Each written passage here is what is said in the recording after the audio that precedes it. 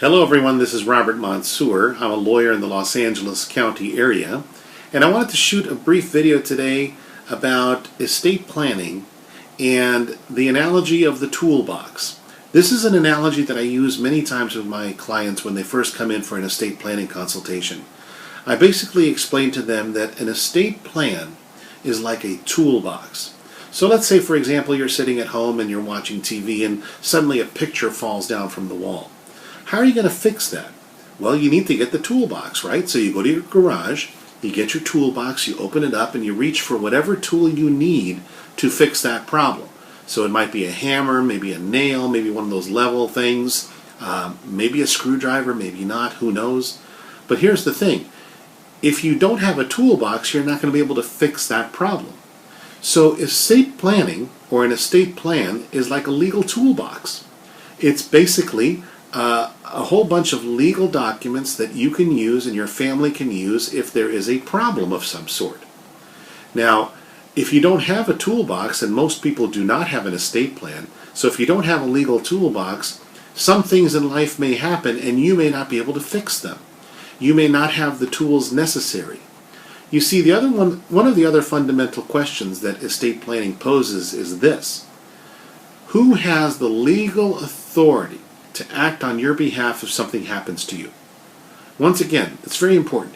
Who has the legal authority to act on your behalf if something happens to you? Never mind dealing with your estate after you've passed away. I mean, that's important. But also, you want to have some legal tools available in case something happens to you. People need to help you out. But if they don't have a toolbox, if they don't have any legal tools, they open the box and there's nothing in there, how are they going to be able to help you? So, what are the tools in this toolbox? Well, there's 4 major tools in the legal toolbox. Number 1 is the living trust. If you have a certain amount of wealth in California, generally speaking at this time it's about $150,000 or more, and also you want to have some control over those assets, and you want to make sure they go to the right people, etc., you may want to have a living trust versus a simple will. Most of the families that I deal with choose to have a living trust as one of the tools in their toolbox. And that's something that you and your lawyer can talk about, which one is more appropriate. But for most estate plans, a living trust is one of the main tools. And the living trust has 3 different components to it, or 3 different cast members, if you will. Number 1 is the settlor. This is the person who creates the living trust. Number 2 is the trustee. This is the person who manages the living trust. And the beneficiaries. This is the person who benefits, or the persons who benefit from the living trust.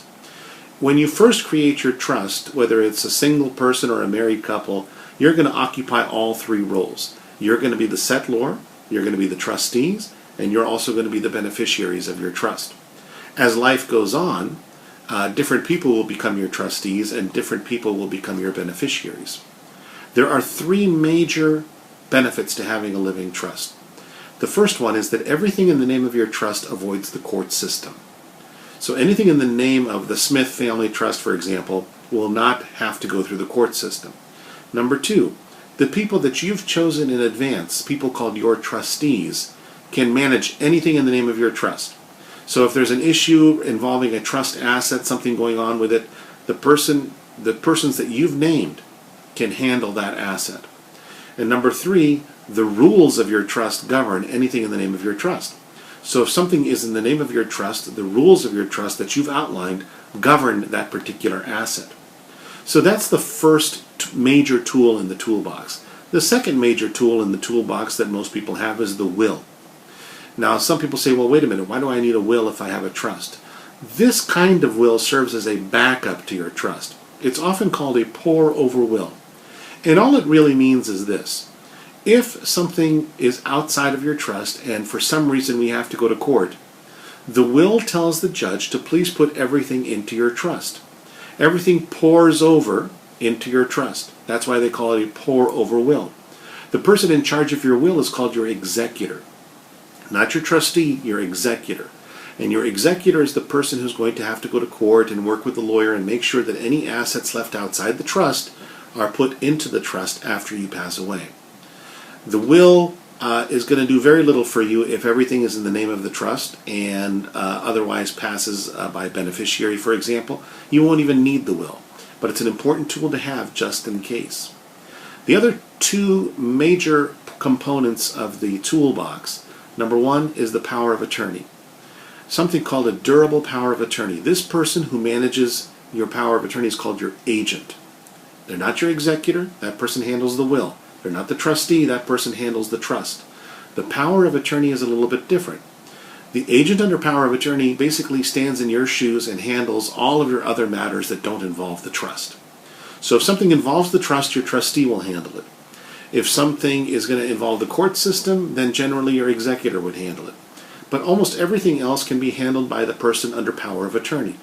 This person can talk to your lawyer, can talk to your former employer, can get information from your financial advisor, can talk to the Department of Water and Power. Whatever the case may be, wherever you might need to do something, this person can step in your shoes and do it for you. And the final tool in the toolbox is something called an Advance Healthcare Directive. The Advance Healthcare Directive is a document that basically says, hey, this person, also called your agent by the way, can make healthcare decisions for me if I cannot. And it's not just about pulling the plug. A lot of people say, oh, that's the pull the plug document. Well, yes it is, but there's more to it than that. This person can be your advocate. If they're not taking care of you properly in the hospital or something is not being done right, these people can be your advocates right away. They can advocate for you and make sure that you're getting the right treatment. They have access to your medical records if it's an appropriate healthcare directive. They can consent to surgery. They can move you in and out of one facility to another. It depends on what the healthcare directive says. But basically, those are the four major tools in the toolbox. The living trust, the will, the power of attorney, and the Advance Healthcare Directive.